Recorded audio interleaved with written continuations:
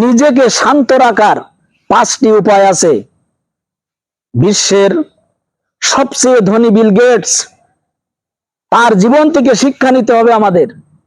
আল্লাহ রাসূলের হাদিস থেকে শিক্ষা তো নিবই, আল্লাহ রাসূলের সুন্নাত জীবনে পালন করবই। কিন্তু বিশ্বের যারা বড় ধনী হয়েছে তার ভিতরে বিল গেটসের নাম কে না জানি। এই বিল গেটস নিজেকে শান্ত রাখার জন্য, নিজেকে কুল রাখার জন্য, স্বাভাবিক থাকার জন্য নিজের জীবনে 5টি ধাপ অবলম্বন করতেন, 5টি বিষয় উনি খেয়াল করতেন।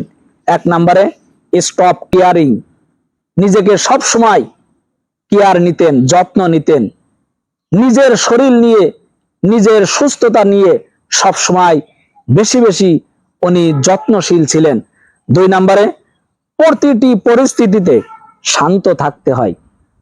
বিপদ আপদ, সুখ দুঃখ যেটাই আসুক না কেন শান্তভাবে মোকাবেলা করে সামনে যেতে হয়। 3 নম্বরে কেউ যদি অসম্মান করে তাহলে তাকে সুযোগ দিতে হয়, আপনি চুপ থাকতে হয়। কেউ আপনাকে অসম্মান করলে তাতে মাথা না ঘামিয়ে চুপ থাকতে হবে।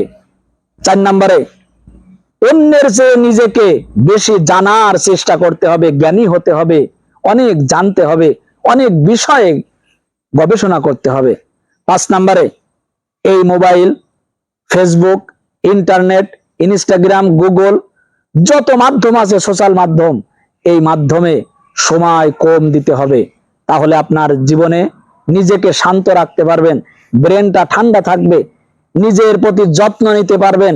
অনেক উপরে অল্প দিনের ভিতরে আপনার যে মনের আশা, সেই আশা পূরণ হবে।